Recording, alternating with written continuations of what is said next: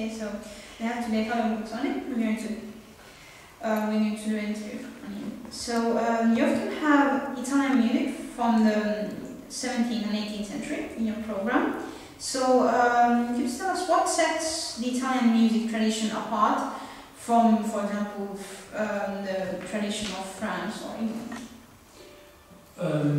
I think if I can say what? That you often have Italian music. So what makes it different, the Italian music tradition than? Right. Well, I mean, Italian music was very popular in the 17th and the 18th century. And I mean, I think the first thing which makes it different is the language it comes from, actually. So, particularly we in these days are busy with Italian vocal music.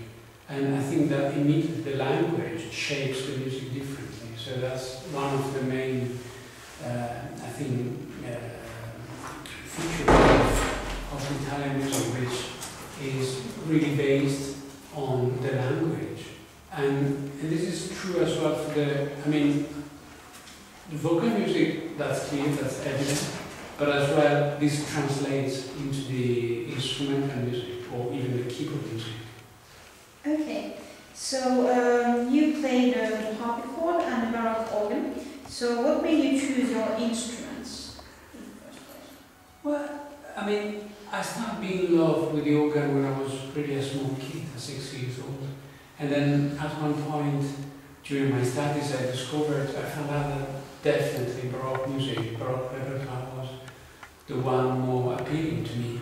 And then sort of naturally I went as well, keeping the organ of course, but I went as well to the other main keyboard instruments of the time, so the harpsichord. Okay, and you have great achievements in your career, such as conducting the ballet L'Altro Casanova at Teatro alla Scala, the world-renowned theatre opera. Could you tell us more about this experience? It happens sometimes that people like me, with a background like me, so people concentrating definitely on baroque music, on period instruments, are asked to conduct, to share, if you want, their knowledge of this time with modern orchestras. And that was the case in La Scala. And it was a very interesting experience, I have to say. I learned a lot because it's a different word somehow. And it's definitely a challenge to try to have the musicians here in front which have a completely different attitude toward music, I would say, than the one we used to. So to try to involve them on the beauty of our music, which is for the baroque music, which is usually neglected or even not very much appreciated by them. So it's something really demanding, I think, for the conductor to try to communicate them that this music is actually very beautiful. It's not just a bit easier in their opinion than what they are used to play Beethoven, Shostakovich or Mahler, these things. So very often you find an attitude like, okay, this is music, we don't need to rehearse that. But if you're lucky, you can convince them that actually it's not easier or more difficult, it's just different. And that's a challenge. Sometimes it works better, sometimes it works a bit less. Okay, so you have an orchestra called La Risonanza. Could you tell us something about it, and also what does La Risonanza? Yeah, La Risonanza is basically a chamber orchestra, and in the last years we have been very busy with Handel, particularly with Handel cantatas, but not only. And basically we have achieved a complete recording of all the pieces, all the secular pieces Handel wrote in Italy under the title cantata or serenata, so the secular pieces with orchestra. And we sometimes do oratorios of Handel as well, particularly Messiah.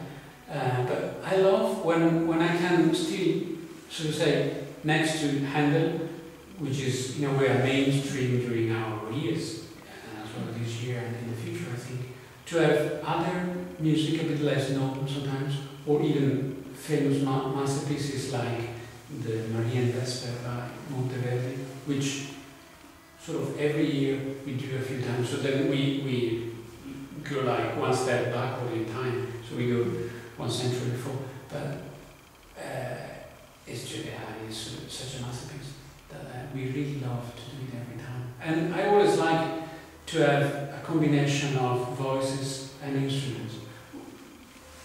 And say that we do Corelli, concerti grossi, we do Bach, orchestra, suites, but still I think the main goal, if you want, of resonance is to really mix voices and instruments. Yeah. Okay. So you were speaking about Handel. So you are the founder and president of the L'associazione Handel. Yeah. So what does Handel mean to you as a musician? Yeah, Handel is one of my big loves in music actually, and he brought us as well a lot of luck, I have to say. And this association is a very small association which aims to grow and to just spread the knowledge of not Handel, because Handel is very well known, but as well the pieces which are a bit less known, like the Italian cantatas, which are still, I think, between the most beautiful pieces he ever wrote. And so Handel, yeah, is something really important in my life, and I always say that he's one of the most consummate composers. I mean, his music, and I still believe this is true. And the next love is Bach, and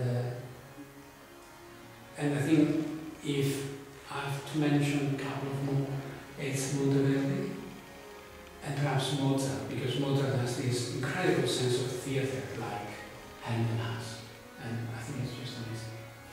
Yes. So you have 2 concerts here at Vantaa Music Festival. So you are a very demanding musician. So what made you make this decision to come here? Well, many reasons, and one is that because I actually like to go to new countries, I mean, where I have not been before, and this is the case. This is my first time in Finland, and I knew the festival was a very nice one, very sympathetic in a way, because it's directed by a very nice person. So these are the main reasons to come for me. Okay. So you work as a professor in no less than 3 universities. So why having anyway so much work as a musician? So what inspires you to work as a professor, and how does the academic work influence your work as a musician? I think it's important to share and to communicate your, in a way, I mean, of course it's very different performing or teaching, but still the basic idea is to share your love for music. So to share with the audience the music you love, and to share your knowledge of an instrument or of a style with your students. And this is what brings me to teach in places like in Holland, in The Hague, or in Italy, or in Switzerland. Yes, so in your Thursday's concert, there were some magnificent pieces by the composer Domenico Scarlatti. Yeah. Could you tell us something about this composer? Yeah, Domenico Scarlatti, it's, of course, is very known, and everyone says he's great. But I think what I particularly like in Domenico Scarlatti is not he wrote many sonatas, in a way too many if you want, but there's a small number of these which is very special, I think, and apparently according to the scholars and musicologists, they are quite, the one I prefer, they are quite at the end of his life, although the chronology is not very clear in his work. And I like very much when he stops in a way making the things more extraordinary on the keyboard and just amazing for the audience. And when he starts going more deeply into the search for harmonies And I think at that time he really develops a new language which will bring, I think, to the pre-classicism. So this, I think, is the most fascinating. It's like if after having written like 450 sonatas, all very beautiful, then he said, okay, let's do one more step. Let's see what I can compose more, not particularly intimate, but I mean, just more searching into a new field.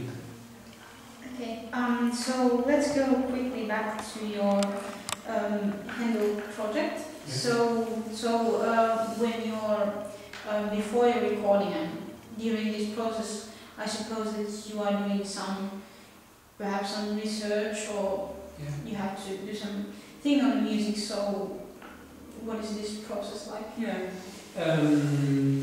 This is true for Handel, for basically any project I start. And I try to have always a good musicological background, which I don't do in first person, but I do it with musicologists at my side, because I think is more efficient actually, because they are better than me in musicology. So usually I have a pool, a team of scholars, which I can ask and work together. And this is basically what I do. So I have my musical doubts or historical doubts. I ask questions to them and get the answer. Then we discuss the answers. So those are really an exchange two ways. So I get information and I give back impressions and it's very nice. Very fruitful, I think. Okay, great. So what inspires you as a musician? The music. It's going to be obvious, but I mean, that's the real truth. Okay, so this is the very last final question. Do you have a dream project that you would like to have? I have two main dreams at the moment. So let's go for the reality, and the reality is that next year, actually, I think it's 2014, I'll be finally happy to have the chance of doing a Handel Dido and Aeneas, which I think is next to Handel in a way the best English music, and so this is my dream becoming reality. For the other dreams, as I say, a bit too many at the moment to know which one to pick up and to work on. Okay, great. Thank you very much for listening to me. Thank you. Thank you.